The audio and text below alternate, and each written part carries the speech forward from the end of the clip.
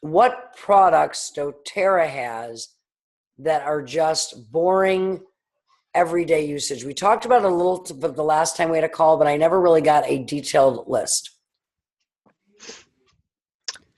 Like I know you have clean, something clean, right? Yeah, we have On Guard cleaner, all-purpose cleaner, and we have laundry detergent. We have bar soap and toothpaste. Okay. And what was the last one? Shampoo. Okay. Now see, I firmly believe that this is the money that is left on the table. I've been teaching a lot about this lately around the industry, and I'm watching numbers really excel in the customer bases and in the distributor bases. Because every one of these products, every person on the planet uses.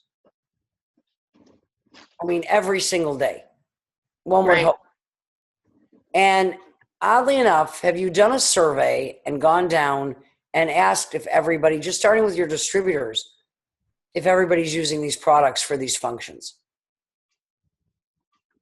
Before you even get to your customer base and seeing what the percentages are of active buyers in the distributor base that are actually using, that are utilizing all the transfer buying products, or how many they're using and which ones they're using.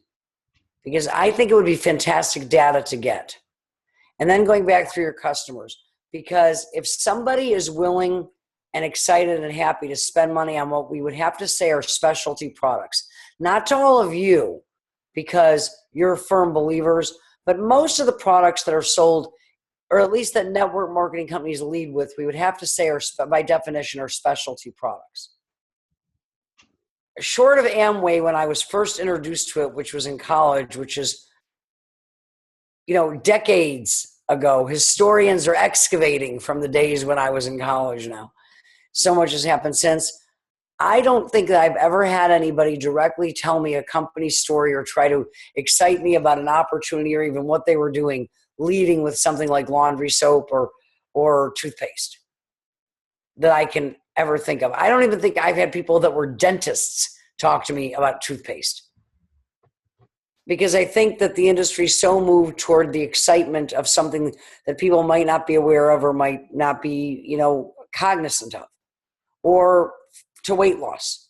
I mean, every other phone call is usually about losing weight, and that's because we are not the skinniest of societies today. If wealth and prosperity are determined by plumpness, we are the richest country on earth.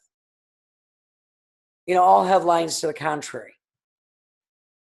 But if people are excited about and using the specialty products, which means they buy into the brand and they believe in the quality of the product line, it would go to follow that clothes that you wear every day, you'd want to clean with something that's touching your body all day long, and your teeth.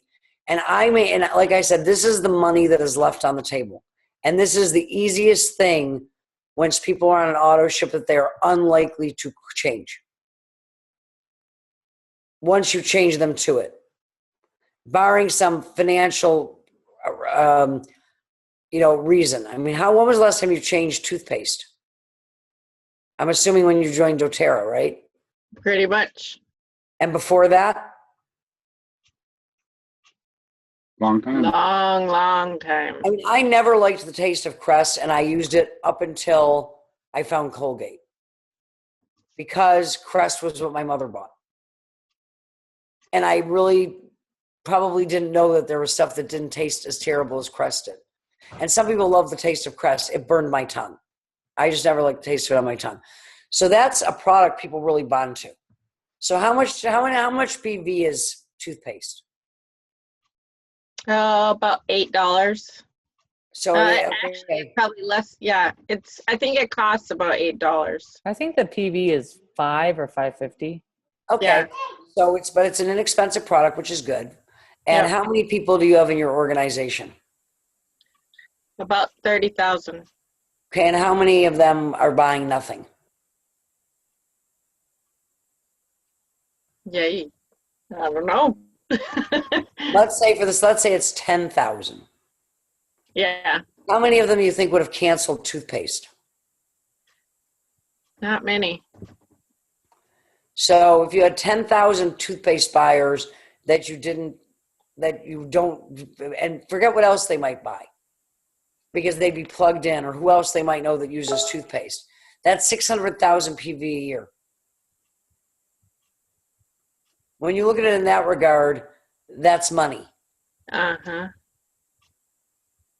Okay? And people don't really realize it because they think it's only $5 or $8. But when you think of it that it's only $8, who exactly would say no to try it? How many people does everybody in your group talk to that nobody will buy anything? But there are people that like them, would like to support them, like to try something. Think they'd spring for $10, less than $10 to try toothpaste? Right. How much is laundry detergent? 20 bucks? Yeah, I'm not sure. I think so.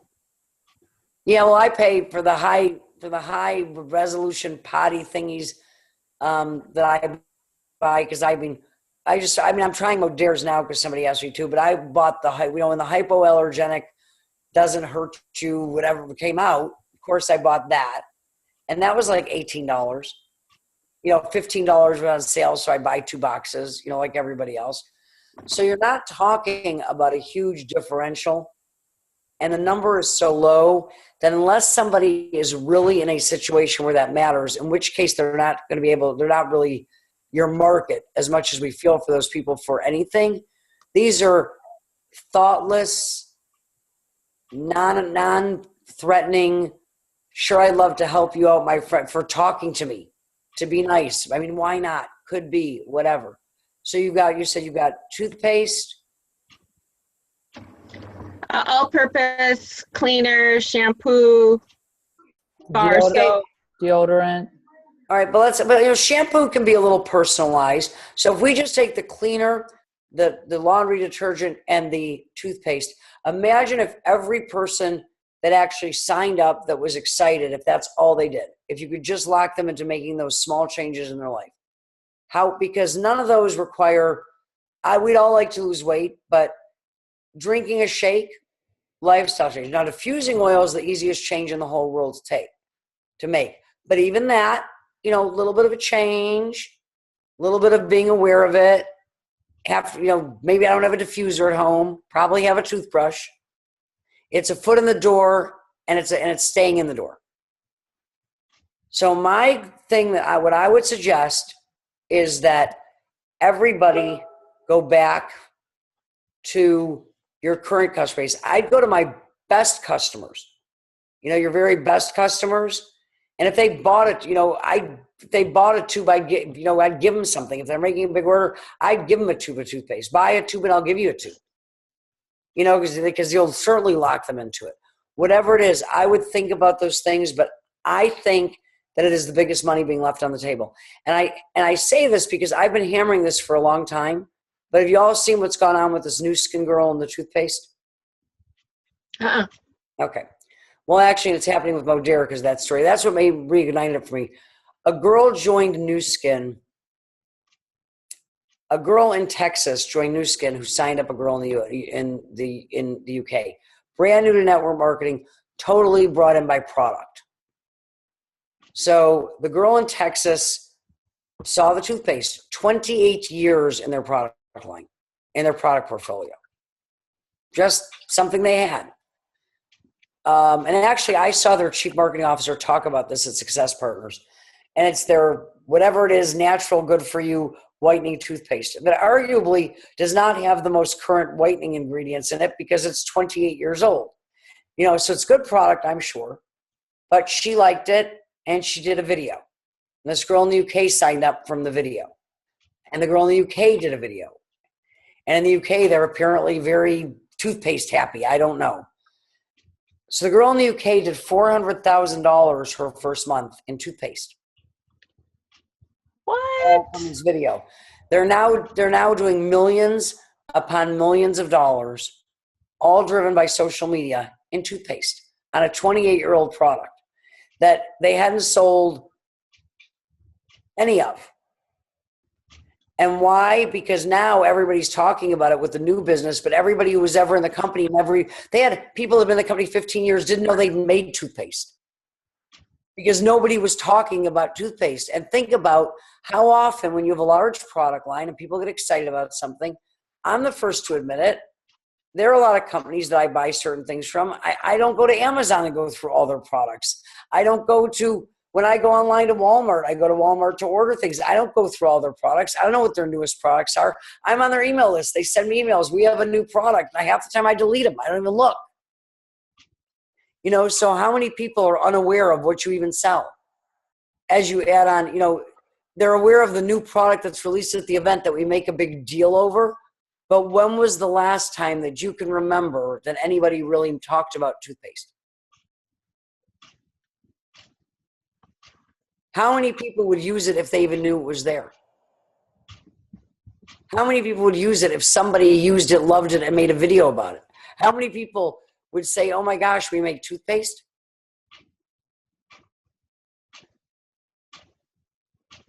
Just an interesting thought.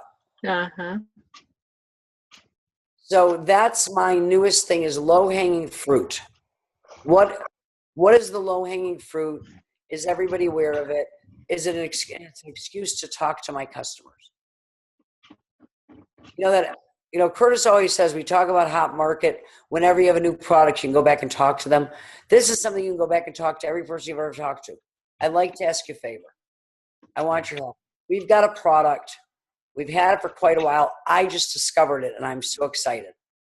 I'd like you to buy a tube and use it for a month and give me your feedback. If you like it, great. If you don't, I'll never ask you to buy it again. It's $8.50. It's toothpaste. But it's whatever the high points about it are. It's there's got to be something wrong with all the toothpaste in the marketplace, or all the people wouldn't be buying all this toothpaste. So the question is, if you run this let's start with a single product through your groups and every new person you talk to and every customer that you've got for 30 days, how many tubes of toothpaste do you think you can move?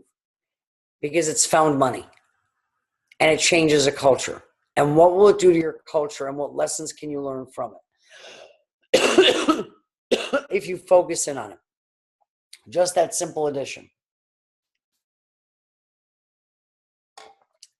What if every order, I don't know what your average order is, but whatever it is, what if they were all pushed $8.50? What would it do to the revenue? How many orders do you have in a month? Well, our volume is over $1 million a month. So I know, I'm saying, but how many orders is that? that's what I mean. So you figure on average, if people are on LRP, on average, it's $100. Okay, so that's 10,000 orders. Which brings us back to 600,000 PV a month on your existing business. How about your growth business? How about all the people that might hang around because they love the toothpaste? One thing that's really odd about toothpaste, it isn't expensive, but I like what I like. And I know that because, and it's funny because most of the ones from network marketing companies, they're very cognizant of taste. I know they're good products, but they're very cognizant of taste. So I'm able to use them interchangeably. But you find out when you like what you like when you travel. Because sometimes they won't have toothpaste to me, and you stay in better hotels, they'll always bring you toothpaste. But a big brand that is very popular in hotels is Aquafresh. It may be a great brand. I don't know if it is or isn't, but it has a very, very strong, definitive taste, which again, maybe it's cinnamon. I don't like things that taste cinnamon. They tend to burn my mouth. I know that was a problem with Crest. But the taste is just god-awful. So if they bring me up Aquafresh the next day, wherever I am, or if they have a gift shop in the hotel, I am down the elevator and I am buying, the very outrageous where you pay $12 for a toothpaste that is this big, because that's what they get you for, especially in Las Vegas. If you go to that gift shop, I'm buying it. I'm very peculiar. Other things, soap, I like my soap, but you can usually use the soap in the hotel. Shampoo, I'm particular about shampoo, but occasionally if I have to, it's there. Unless it's like Pearl shampoo or something, I'll wash my hair. But toothpaste, I can't deal with it. It's taste. So if you get a customer on toothpaste, you will have them forever. If they like it, they're not going anywhere, especially if it's conveniently delivered every month. So anyway, we can talk about whatever you want. It's been a while to ask questions, but I really wanted to make this point because I think that sometimes the simple, easy things, they're not the profound breakthrough aha moments where we all get to the next level in our thinking. But sometimes those simple tweaks are huge for a business. You know, I remember, do you remember when the fork became a spork on the airlines before they got rid of the meals? Mm-hmm. Okay, the person that saved American Airlines over $1 million a year when they made that suggestion. Wow. Okay, it's those little things that you think they're not a big deal till they are. And I'm watching this resurgence in toothpaste. So that's my thought. I would be interested to see if you could put together a program for it and run it for 30 days. I think your numbers will, I think the data will blow you away. Yeah, we're going to And do something. the cool thing about data is if you run it with, if you have 100 instances, you'll get enough data to know, here's what would happen with 1,000. Here's what would happen with 2,000. Here's what with 3,000. And once you know it, it becomes compelling. It becomes compelling. Did you guys go in the weight loss business? It seems like somebody sent me something recently. I mean, I knew you had Slim and Sassy and everything, but it seemed like recently I got this whole weight loss thing emailed to me by somebody. No, we have, it's not, I don't think it's any different than it has been in a while. Then maybe somebody just decided to put like a program to it because it's pretty cool. It's on my server in Hong Kong. When I go back, I'll email it to you because I think you probably do something with it. It was pretty interesting. I don't even know where it came from. You know, I get emailed all the stuff, but anything that's pretty, I tend to look at because I can't draw a stick figure with the aid of a ruler. So if anybody sends me anything pretty, I tend to stop and ooh and on, get jealous and remind myself that I have other talents. It's okay, Lisa, you have other talents, even because you're never going to do anything that looks like this, but you have other talents. So what's going on with you guys? How can I help you? We're doing great. We're just trying to, it seems like people are focused on getting ready to prepare for doing business in the summertime, just kind of coming up with different ideas because summertime is busy and the so. easiest way to do that is to decide, what do you want your business to look like at Labor Day? You know, let's skip right over the summer to determine, what do you want your business to look like at Labor Day? What's the rank you want to be at? What does that look like? What does it take to get there? What are the numbers? What is that number? What are those numbers translated into people, teams? Because if you figure that out, then what you need to do in the summer becomes self-evident. I have found what is a very good process for the summer. Here's the biggest thing that drives businesses that people lose sight of when they get caught up in them.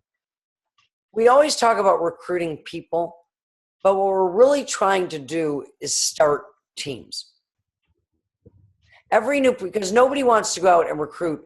You know, we always talk about recruiting 20 people in 30 days when we start a 90-day push, a 90-day run, and maybe you do 2 of those a year. Doesn't mean you only recruit twice a year, but Bless you. Bless you. only 2. Okay, you don't do only 2 because the recruit 20 and 30 days is only the first piece of it. Then the next 60 days are spent driving the depth and replicating, right? But nobody wants to go out and recruit 100 people. And I'm not talking about customers right now. I'm talking about actually in the business, because how would you work with 100 people?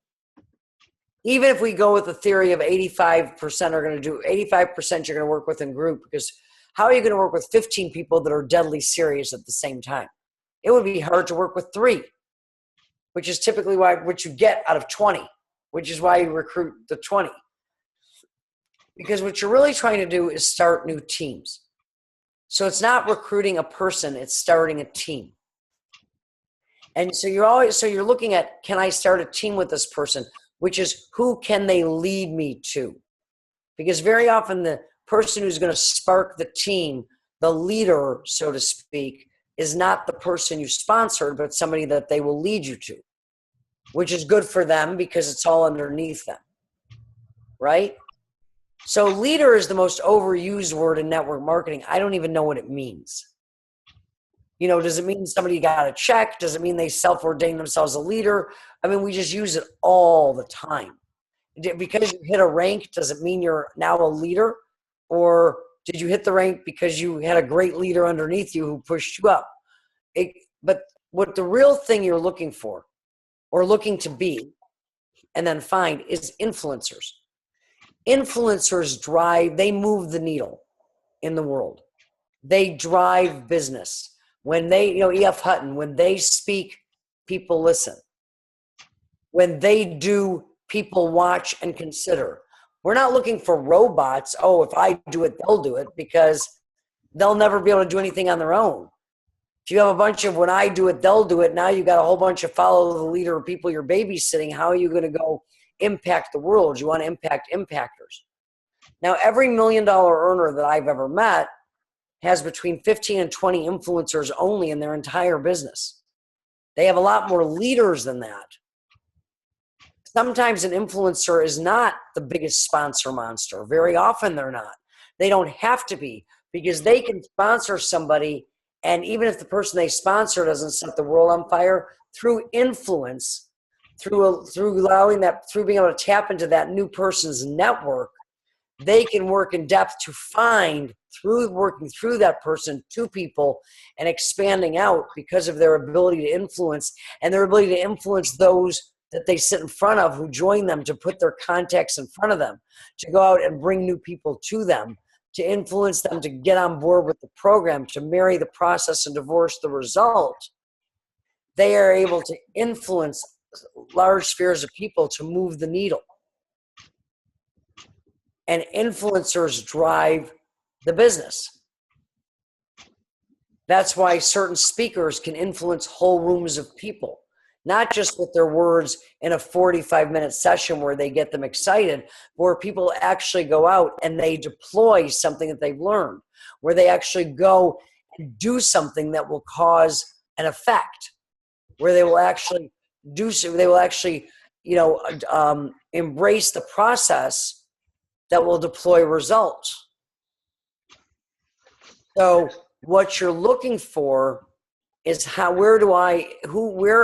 can I better exert influence? Where do I have the most influence?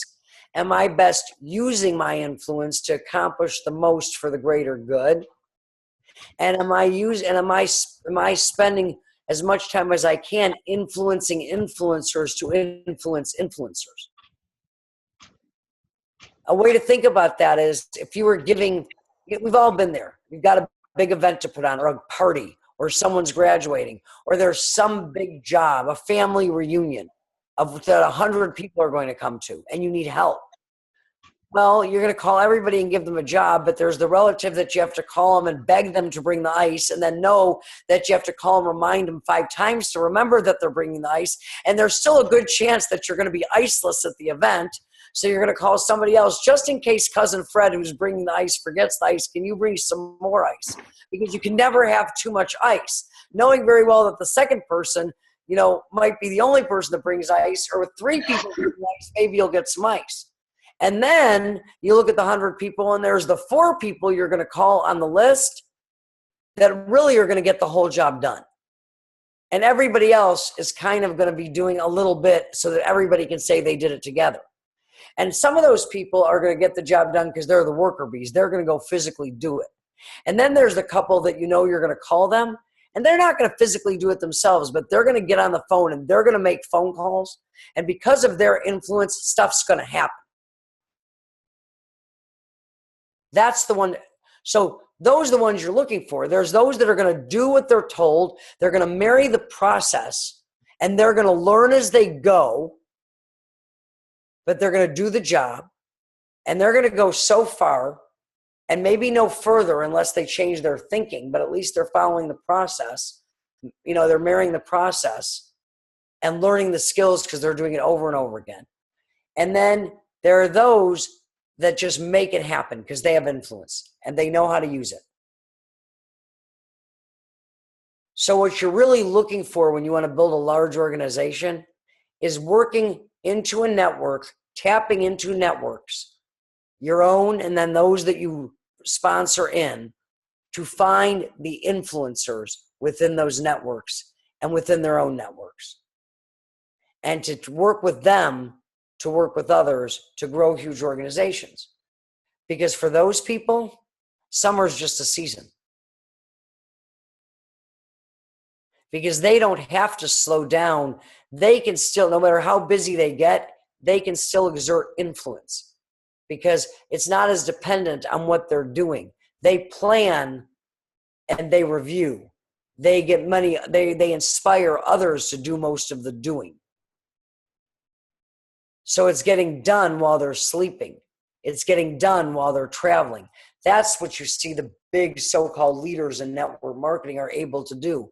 Their business is happening around the world while they're sleeping because they've got a core of leadership that they influence. They mentor. They help with their thinking. They help them keep the main thing. They're working on the big events.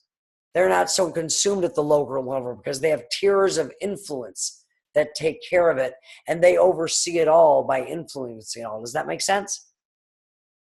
So take a step back, jump forward, get a clear picture of what your business looks like, where you want it to be, and what that looks like specifically at Labor Day. And then you'll know exactly how to proceed to get it there, because everything you do, say, okay, is this on track? Does this coincide with my picture? Am I moving closer to my picture? Is this coloring in the picture? Because what you have is a very clear picture and outline, and then the work and time is when you flesh out the Technicolor to bring the painting alive. Because artists all have the sketch and then they paint the picture. But they know what they're painting before they put paint to canvas. Abstract painters, true, may paint and see what happens, but not if somebody's painting a real life picture.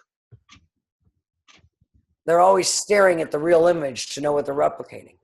Photographers know what they're taking a picture of. They test all the lighting before they snap the picture because they know what it's going to look like when it's finished. They know when it's wrong because they know the shot they're going for. So they shoot 100 pictures because they know which one is it. If they've got the shot. If not, they keep shooting. That's what you have to become. You have to become a camera. Focus. What does it look like? When people always say, I need to focus more, no. Not if that means on what I'm doing right now. The focus is on the picture you're creating, because that dictates what you're doing right now. The focus on the picture will make this part easy. Anything you've ever had a clear picture of, you've gotten done because you knew what you were trying to get done. It's the vagueness that holds us back. Summer interferes because there's all these things that you have a clear picture of what you have to do, and you don't have a clear picture over here. So it's easy for this to get lost on the wayside because this picture is so clear. If you have clear pictures of both, your mind figures out a way to get it all done. Just like your mind figures out a way to get the kids to school and make dinner and show up at your job, and get the shopping done. All those things, all the things that get done in a day that are really not connected with one another, all get done because you have a clear picture of all the things that need to get done, and your mind just figures out how to tie them all together to make sure nothing gets lost. Because if you can't get one of them done because you know it needs to get done, that's when you get on the phone and get someone else to do it. If you have that clear a picture of what your business needs to look like and when, same thing happens. Does that make sense?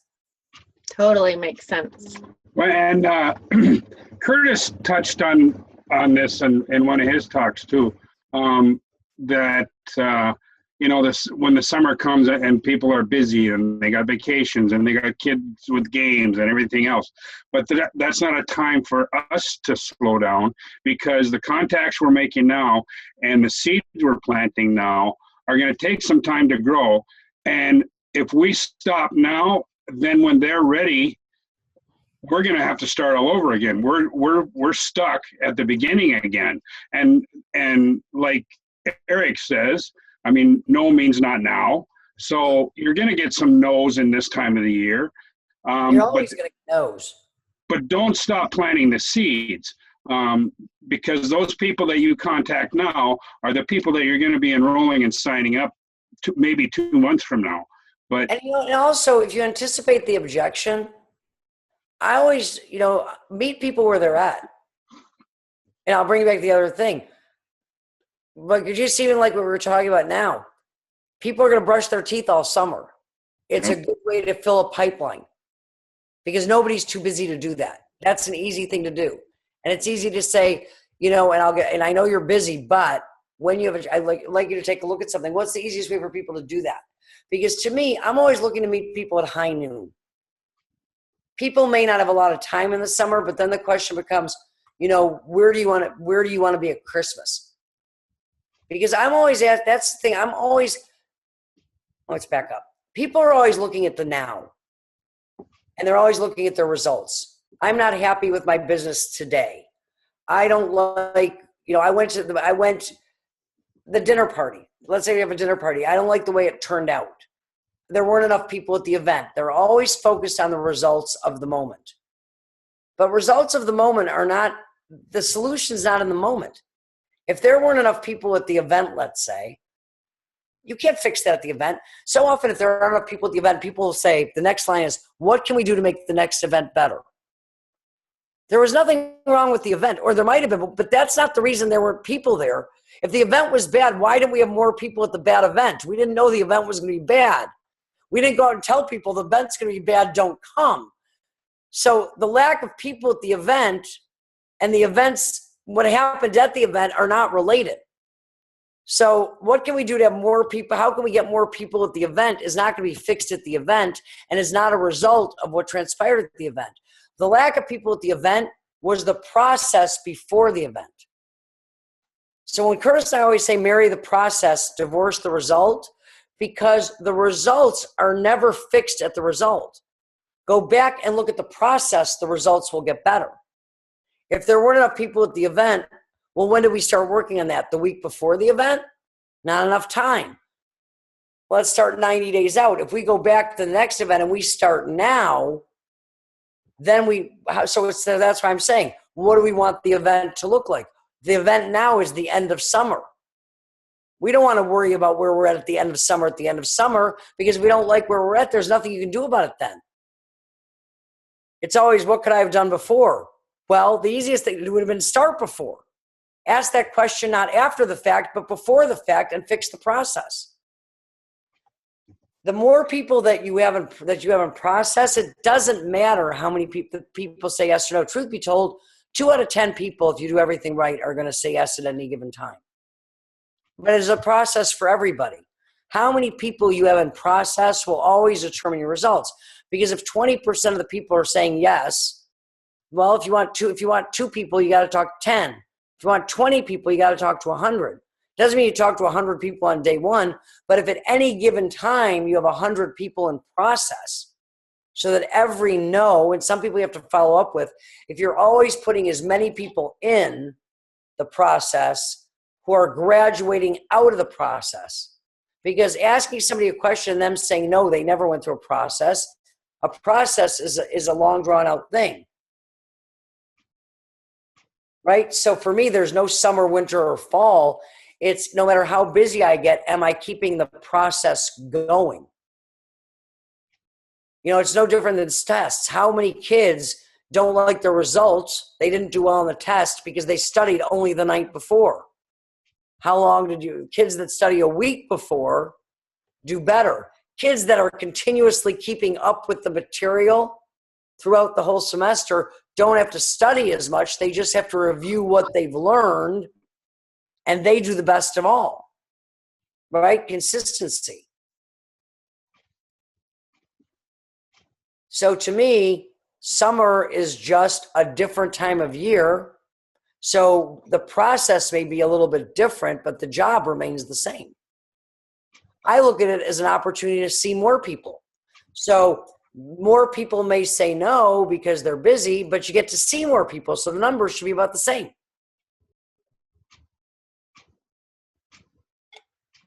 And you get what you expect. So if you expect summer's going to be slow and it's going to be hard, it's going to be slow and hard.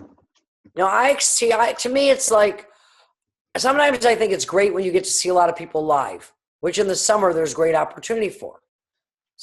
But to me, sometimes I think it's great when you can connect with people by phone and by, remotely, because you can get to so many people so quickly. Well, winter's great for that.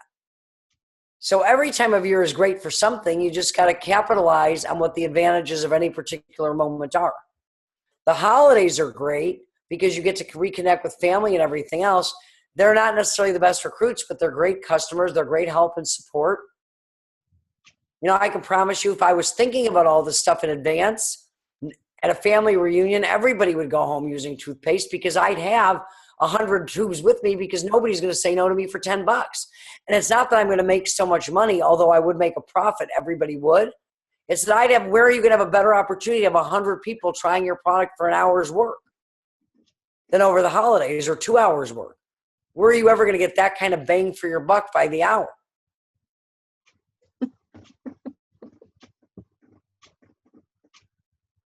I'm doing a study. I need help. I need everybody to use this toothpaste for a month. It's $8.50. Give me $10. And I'm going to call you, in 2 weeks and a month to get your feedback. If you like it, great. We'll continue on. If you don't, that's okay too. But I need you to guarantee you'll use it for a month. You love me. That's what you're doing. Because I need the data. Who's going to say no? I wouldn't say no. You wouldn't say no. I'm saying, so where are you ever going to get bigger bang for your buck than than all these get-togethers? Memorial Day and Labor Day, July 4th, 3 opportunities in the summer.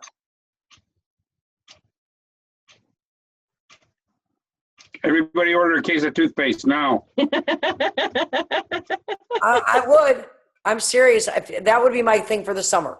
Whatever else you do, get everybody to commit to the Great Toothpaste Project. Buy a case and go out and talk to people and get their name and get all the information, their name, and follow up with them and ask for them help, not just to buy it, but to use it. Follow up in 2 weeks, follow up in a month. And then I'd like to share, and then I'd like to share with you what I'm doing, the great products and everything, because they're amazing. I mean, I love oils, and I've learned so much through all of you. I'm going to become the customer. I mean, now I spray, and I ordered a thing in Hong Kong. And do you have the nose thingy? You can make them, but not buy them. No, I make them though in Hong Kong. They're big into oils over there. They made me one when I was scared by flu. I used the Breathe, and you guys I like it on my chest, but they said they put it in a thing with the fractionated oil for me, where I right up my nose. Really cool. It works. It's good. Mark has one of the ones that you breathe. He put it's I don't even know what it's called. No, I have one. They made me one because they're big in Hong Kong. The Asians use them. It's like a sticky thing that you put oil and then fractionated oil in to make sure it's not too strong, and right up your nose. Cool. Stick it in your nose. That's a great idea. We'll have to figure out how to make one of You can those. order it at like aromatools.com. They just sell them over there, but I think Aromatools has it. The blank thingy majobber that you put them in. And then, I've got little spray bottles so I can put the oil in and put water and spray it all over my sheets. I've become quite the little oil experimenter girl. Sounds like it.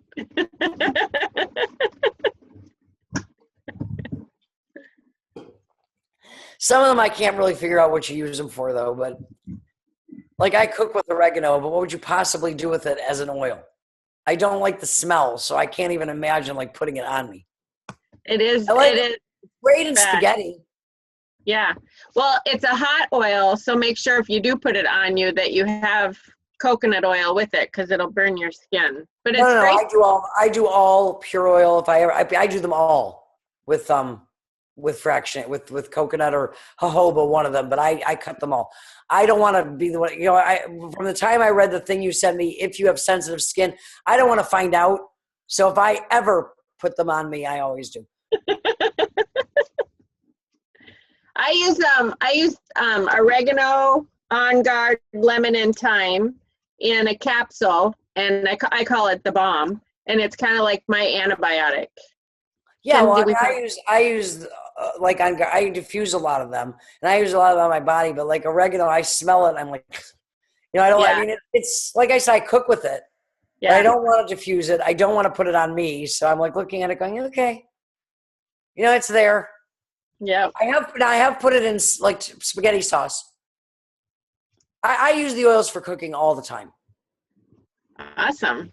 All the time. I mean, I love to cook, so. Yeah. Latarin did, when we first got the oils, Latarin used like 3 drops of oregano in a pot of spaghetti, and she had to throw it away. Oh, that's too much. Way too much. No, way too much. Where it's really good is if you like saute like onions, mushrooms, celery, all the mirepoix stuff when you're making it from scratch, 1 drop in with the vegetables when you're sauteing them before you render the sauce. Or if you start with whole tomatoes and you're not using canned, where you're actually going to blanch and then cook down the tomatoes for hours and hours and hours, a drop in there. But 3 drops would be a lot. Yeah. Yeah, it was bad. That would be a lot. Yeah. Oh. No. Yeah. Mm. So that's my thing. I think we should do the Great Toothpaste Project. And I will be a customer, Romy. Sign me up for a tube. Okay. I am the first customer. Okay. You got it. Add it to my Serenity order and send me the bill, and I will buy the first tube of toothpaste. All right. I took notes. I'm definitely gonna do something. And send me the meme that you make for the Great Toothpaste Project. I think it'll be cool. Okay. I think the that's Great a great Toothpaste idea. Caper. Let's make it the Great Toothpaste Caper. Okay. So you all good? We'll do this again. You want in a week or 2 weeks? Let's do 2 weeks. Will that work for you? Yes, and I will have a whole thing put together. I just got it last night, Steve's surgery tomorrow, and I'll send you the link to Eric's deal. Okay, awesome. All right, love you all. I've got one more call tonight, and then I am going to get sleep, so I get up at 6 in the morning and go to surgery. Thank you. Oh, do you have On Guard with you? Oh, I have On Guard. I have everything. I have them all. I have everything. You don't remember my whole big set I got? Yeah. Okay, so put On Guard on the bottom of his feet. Okay. Before he goes. And I'll use the roll-on one because then I don't have to worry about the fractionated. Yeah, I bought 2 sets of the roll-ons. Cool. Because they're already fractionated for me. Yep. Yeah, I love On Guard and I love Breathe. And really, On Guard and Breathe are really the ones that I really use the most of, just for my health and everything. And then Serenity in my inhaler, and I'm in my diffuser. And sometimes I'll put Breathe and On Guard and then like lemon or to purify it. I tried orange, but it was too sweet for me. Maybe you should, if you have a list of like diffusion concoctions, send it to me. Try them. I'm a really good cook, but I don't think I'm the greatest oil mixer because some of the things I mixed were so odorific that I just stuck to things that I like. I mean, I don't have the knack. I don't have the mixing thing. Yeah, we'll gather some recipes for you. Yeah, send me some recipes because I just don't have the touch. Because I said, I wonder if this and this and this, and I would come out of the computer and Steve's like, what is that? And I'm like, okay, I'll go back to the, and he said, can't you call Romy? Don't they have some more blends where they mix it for you? I'm like, are you saying I can't cook? And he said, with oils, yes, you can't cook. Oh, that's hilarious. So since he's going to be in the hospital, it really is important to keep the On Guard with you and do the On Guard as much as possible throughout the day. And then when you get home, because staph infection and MRSA is prevalent in hospitals. And so this will just help to protect him in his healing process. And just on his feet though, right? Yeah, that's totally fine. Okay. I will definitely do that. Yep. For Yeah, sure, and send me that too. Like where these things all go. I mean, there must be Gary Hassan, when I told him I was interested, he bought me that book that that doTERRA puts out. So I need something simpler than I don't have 4 days to go, to go. It's like this thick. I'm like, too much. I'll send another one of those little books. I sent Hillary one of those little books. Of course, Hillary. Yeah. She's in Hong Kong and she didn't share. Yeah. Yeah, I'll send you a book. Wait a minute. Oh, yes. Wait. 2 weeks, I'm flying back to Hong Kong. I get in at 8 o'clock in the morning, Hong Kong, which is 7. I don't know if I'll be back at my apartment in time for this call on Tuesday. Okay, that's fine. So, because I get in that morning at 8 Hong Kong time, which is, 8, 10, 8. Oh, yeah, 10 o'clock. I can do it. 10 o'clock in the morning, Hong Kong time. That's fine. Okay. That's 2 hours later. I was like backtracking again. No problem. I'll be there. Okay. All righty, guys. I'll see you then. Thank you. Bye. Love you all. Love you. Bye. Bye.